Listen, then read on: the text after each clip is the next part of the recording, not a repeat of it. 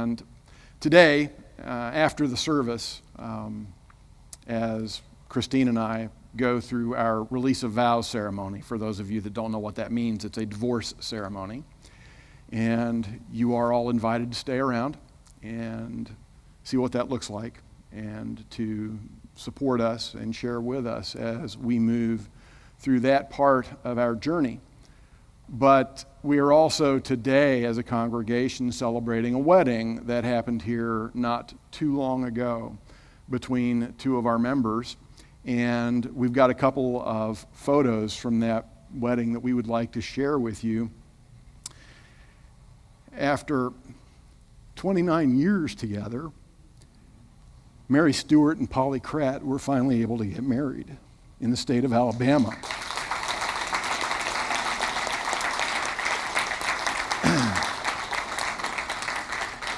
And I was honored to be one of the officiants at that wedding. And it was one of the most joyous experiences of my life, and one that I will be privileged to have with me always. And it reminds me that, love endures. There's a story in the Bible about a guy that waits 7 years for the woman he wants to marry, and then his father-in-law-to-be does a presto changeo on him, and he ends up with her sister. So he has to go another 7 years and wait for the woman that he really wants. They both waited more than twice that long for the woman they loved. And that's amazing. And so today we honor their wedding and their joy. And we as your Unity family say, congratulations, congratulations.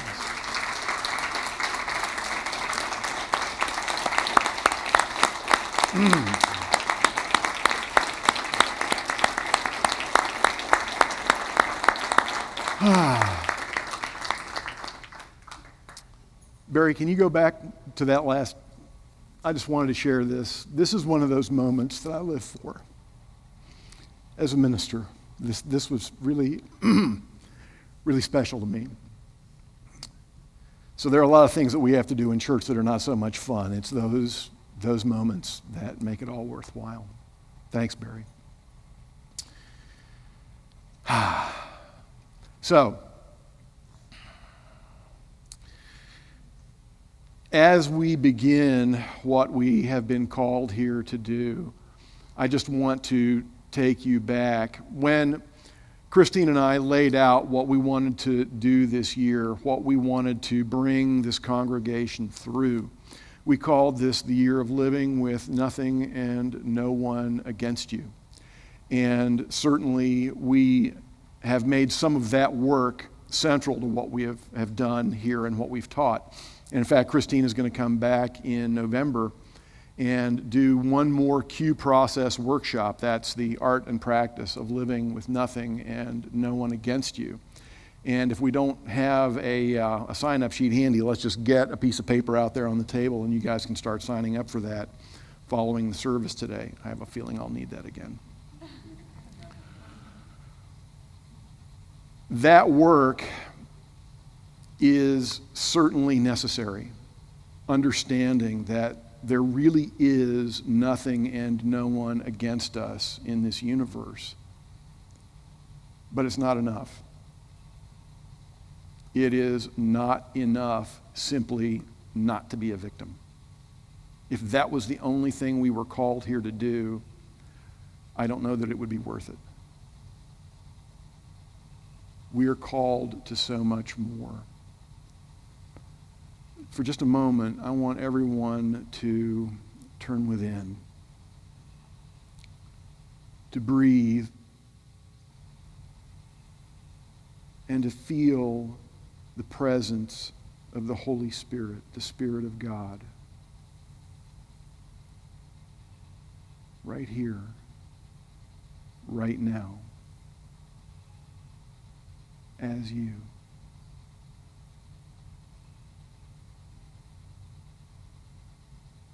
Maybe it's a feeling.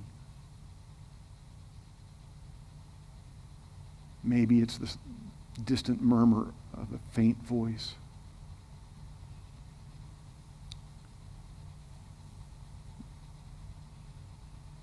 Maybe it feels like your heart in your throat. Or something right behind your breastbone, grabbing you, pulling you forward.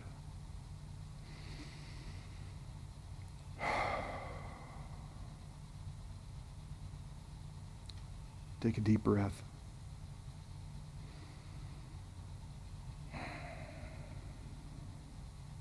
Come back.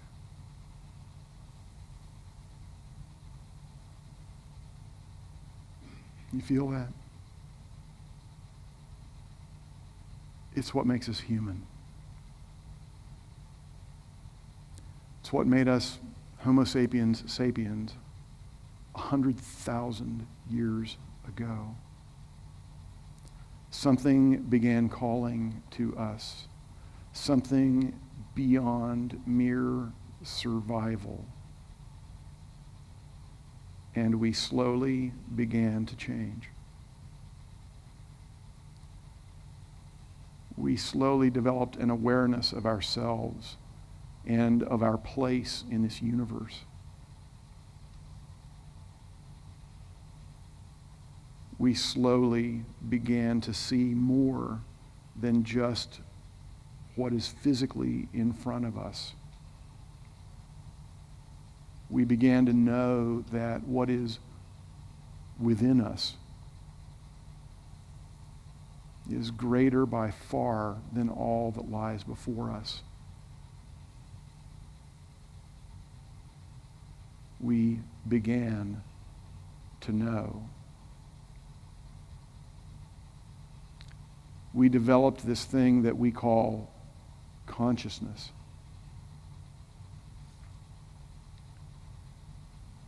For so long, we lived unconsciously, moving by instinct, surviving, eating, fighting, reproducing, being, but being unconscious. And at some point, that spirit you feel began pulling at us and calling out to us and drawing us back towards it.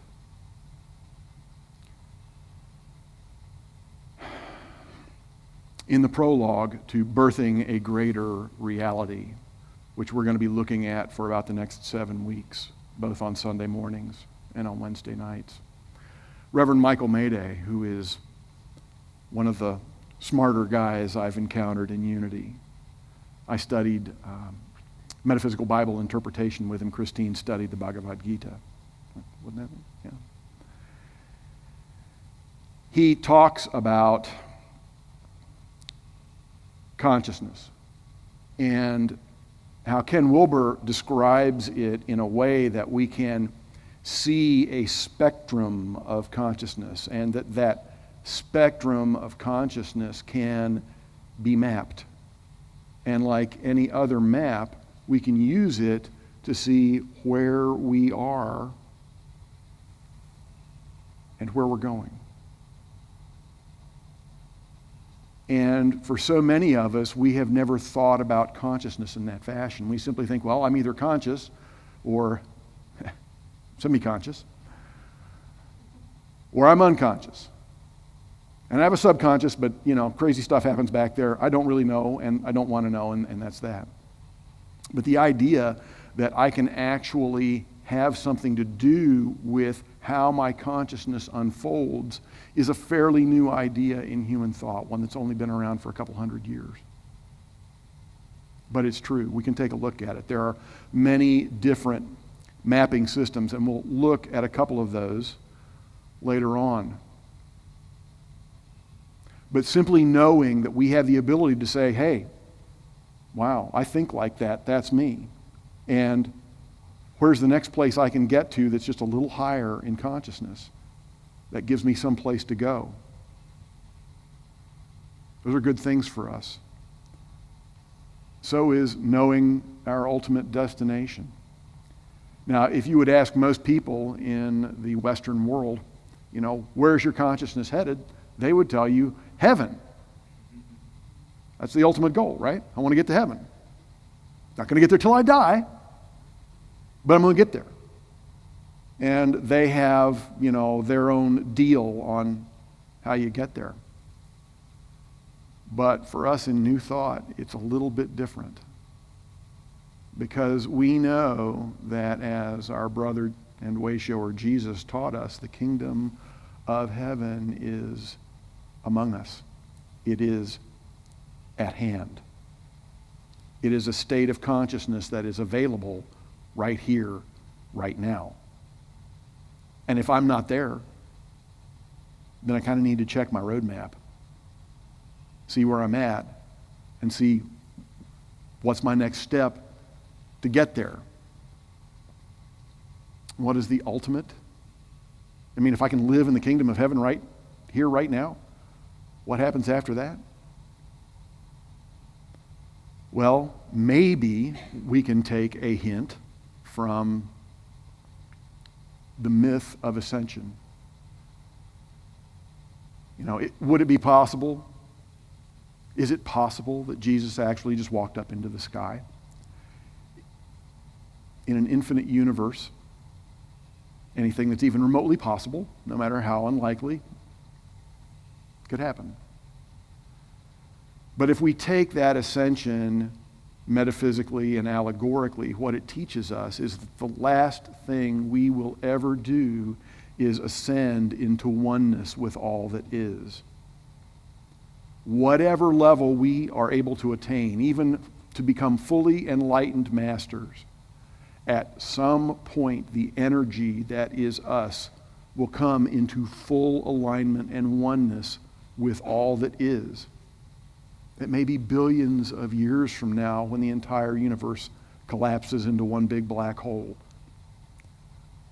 I don't know.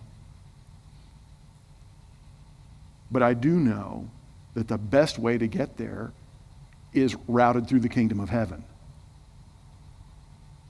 Because that sure beats the alternatives. So what I then have to ask myself is, so what's my next step? How do I get there? And so I begin doing the things that we teach to bring us into that kingdom of heaven consciousness. I begin living by the principles we teach. I begin treating the universe as though it is not against me, understanding that this life is for me, even in my greatest pain. And I'm in pain today. I understand that what is happening is not happening to me. My soul came here for this day. I may not understand the reasons today. I didn't want today to happen. To quote Bobby Lee, I would rather face 1,000 deaths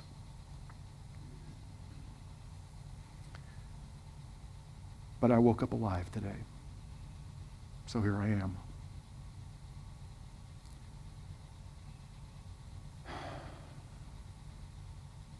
Michael went on to say that as we do the work that we are called to do, as we are exposed to teachings that reach in and align with us and make us vibrate in a way that we had not vibrated before, that open our eyes and reveal things to us that we had not seen before, there are essentially two different processes that happen that we can learn by.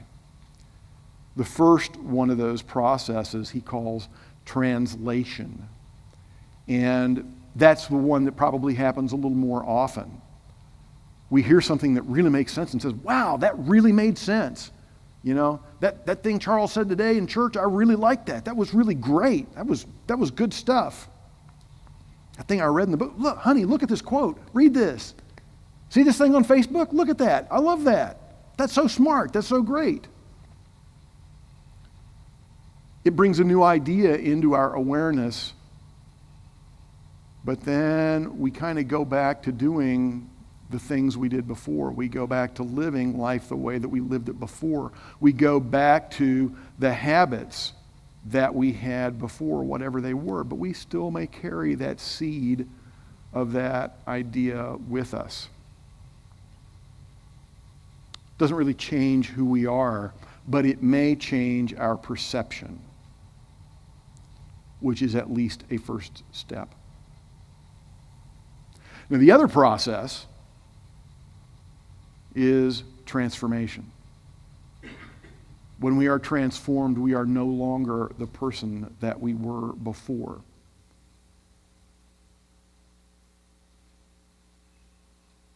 It's kind of like if you were a cucumber. You start out as a cucumber and you get chopped up. We can put that cucumber into some salt water and we'll have salty cucumbers, right? But we could rinse them off and they're just cucumbers again. However, if we leave the cucumbers in the salty water long enough, they become a pickle. And no matter how much we rinse that pickle, it's a pickle. It is never going to be a cucumber again.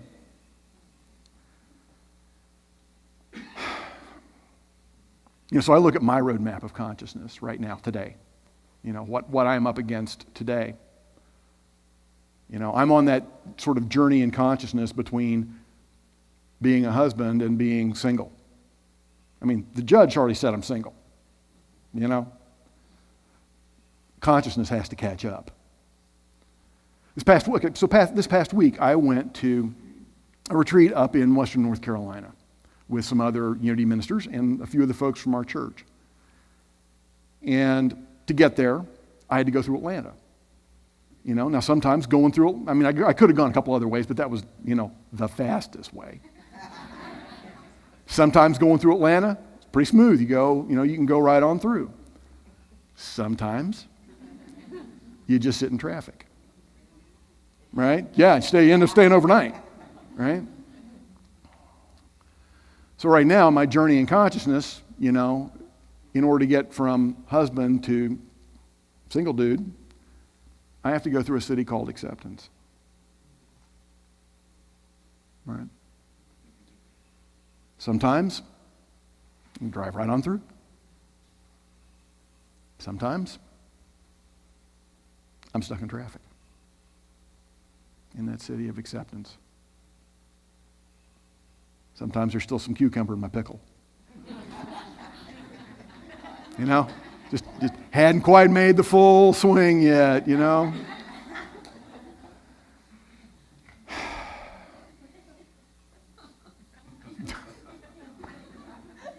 I have to be okay with that. That's part of the process. That's part of what I'm here to do. Because it's not just a matter of accepting, what is happening in the world around me. Maybe my biggest traffic jam in Atlanta is accepting me as I am today. So that when I swear I'm going to lose some weight, but I find myself attacking a cheesecake, like I did with the cheesecake incident in 2012. She was there. I can say, you know what? It's okay. We backslide from time to time. And it's interesting how our growth happens along different paths, many of which are related to one another. I stand here today, later this week will be my 13th anniversary as a sober guy. Right? That's really a good thing. And it took me a long time in the salt water to kind of become that pickle. And I have to stay in the salt water to stay that pickle. But the truth is, what I have discovered along the way is that Addiction is larger than just one thing. What it really is a sign of our inability to access the divine in us every day, every way, at all times. And our forgetting just for a moment, oh yeah, God is everything I need.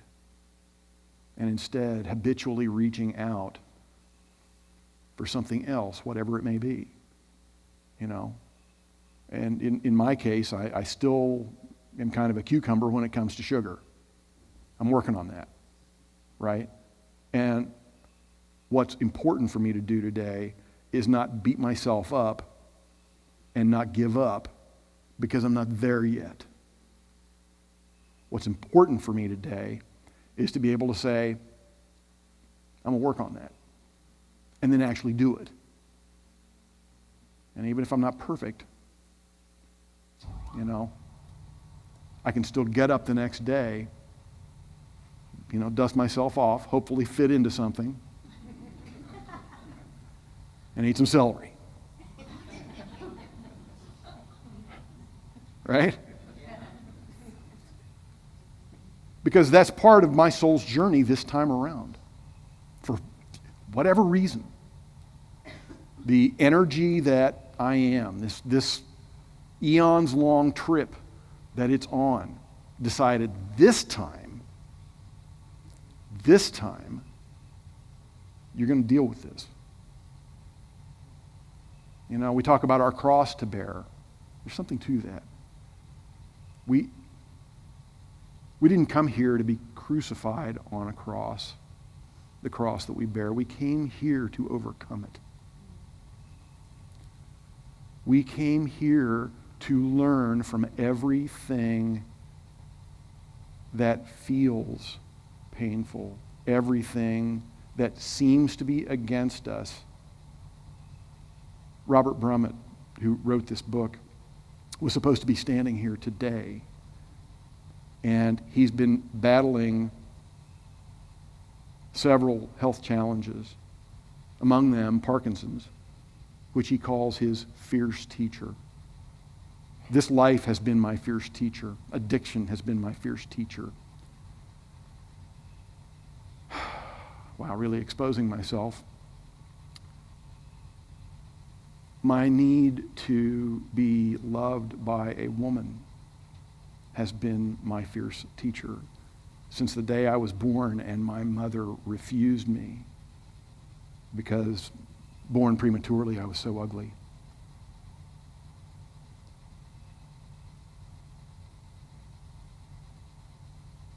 There's something in that for my soul.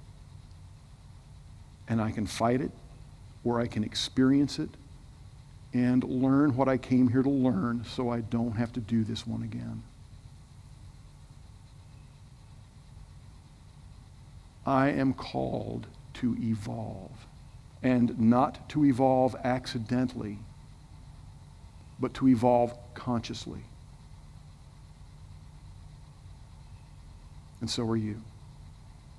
In whatever way that's showing up in your life today, that voice, that feeling, that Holy Spirit of God that lives in you is calling you to evolve. It may not be pretty. It may be deeply painful. It may not be what you thought you signed up for, but trust me, friends, it's exactly what you need to make it to the next level in consciousness.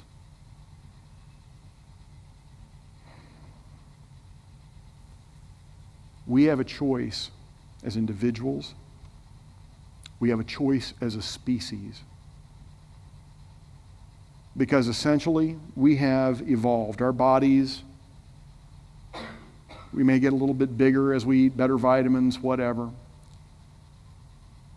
But human beings are essentially the same animal they were 100,000 years ago. the only way left for us to evolve is in consciousness. And we have now reached the point where we are so good at killing one another and poisoning this planet that if we do not evolve consciously, we will die as a species. This is the only way ahead. Over the next few weeks, we're going to take a look at some different roadmaps, some different next steps for each of us. But the most important step in conscious evolution is the first one, simply to say, I'm willing. I'm willing. I can be evolution.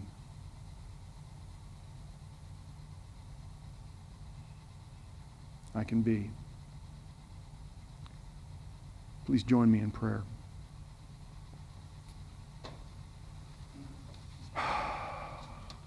Sweet Spirit, we feel your presence in us, as us, through us. We hear your call to become what we have been sent here to become, to do what we've been sent here to do, and to love the way we have been sent here to love, no matter what. For this time, for this family,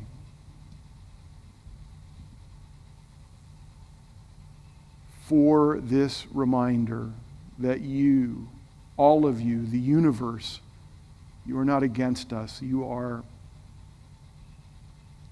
in us. You are us, and we are precious to you. Remembering that, living from that sense, we open ourselves, we open our consciousness to all the lessons that we are here to learn, and to all the love and all the life that we are here to treasure. Thank you, sweet Spirit, for all that is. Amen. 1, 2.